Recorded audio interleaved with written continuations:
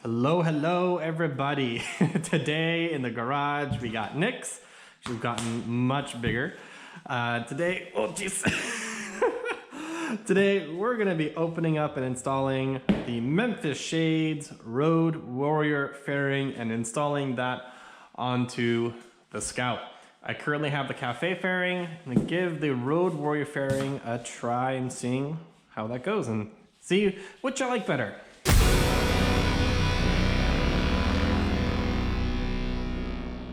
Here we have the fairing, and there we have the windscreen. I did get 15 inches, and that came from a recommendation for my height, and I wanted to have something that would kind of align with the handlebars. So I didn't really want something that's kind of like this, where the fairing itself is kind of sticking down here, and then you kind of get like the bunny ear effect, where the handlebars are sticking over, or have it be so high, where it then just looks really top heavy. So I was trying to get something that would provide function as well as aesthetic. Because I also didn't want to just get a fairing that didn't really block too much wind. This is much wider than I thought it would be. That's what she said.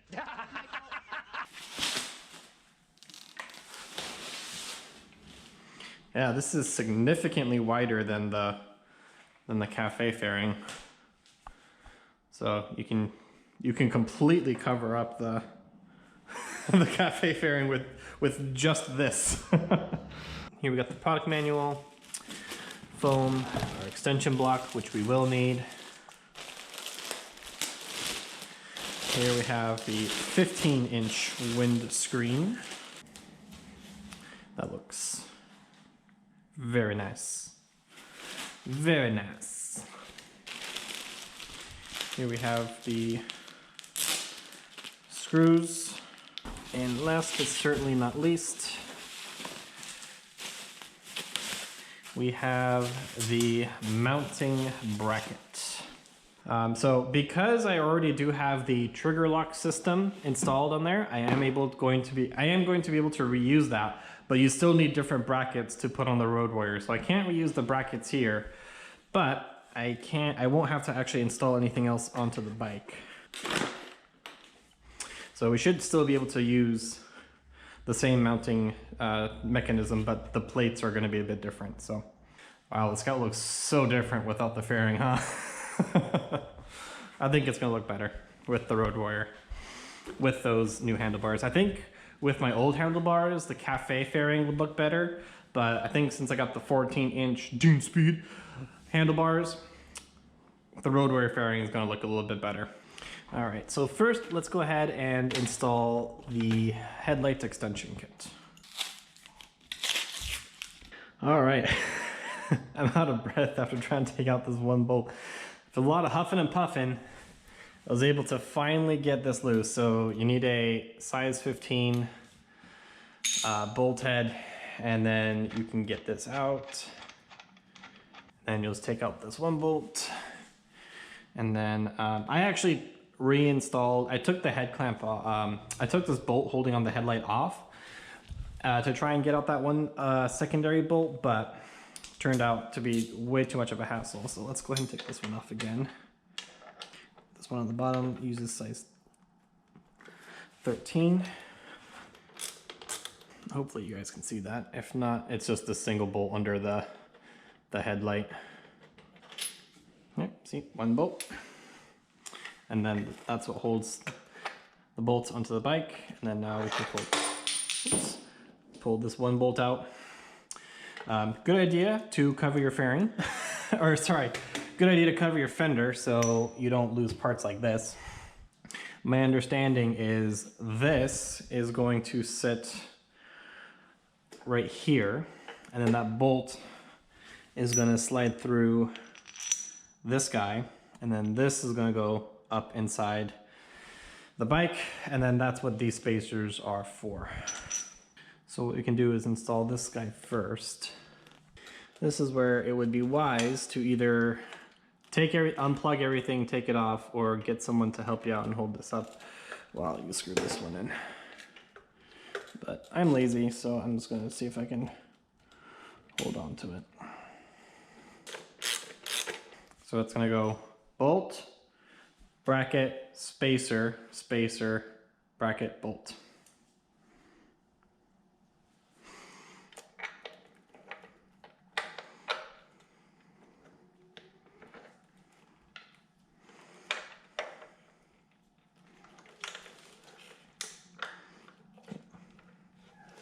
Spacer. Start to feed the bolt through. The other spacer in. There we go. That feels much more secure.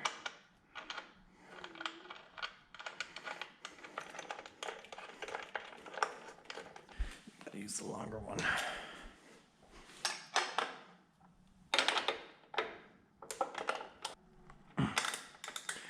There we go. All right, so now we have the headlight extension block on. Now we can finally start to get to the good stuff. This is going to be the throttle side, and this is going to be the clutch side. Just pull it through.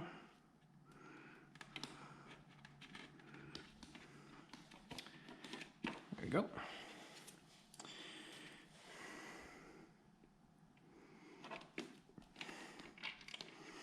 And then you can just screw in.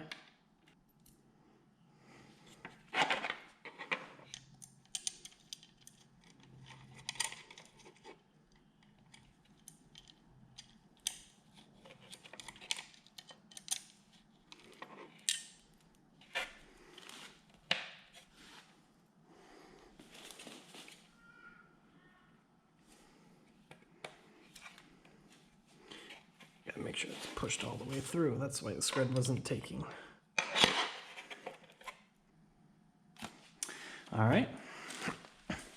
So now let's test out. I haven't tightened these down because we do want to make sure we can make any adjustments as we need to. So with that. All right, so after some testing, I was able to get the fairing on and everything locked down, but I did have to take out the headlight. I think what was getting in the way is the screw right down here. So I'm gonna take everything off, reinstall it, and then see if I can get it to work again. And I'm also going to just hand tighten all of the screws, attaching the bracket to the fairing so that way it doesn't lose its place. Okay. Yeah, even just that little bit is enough to cause some problems. So let's try this again. So worst case scenario is I'll just cut a bit more of a lip right in here. And that should do it.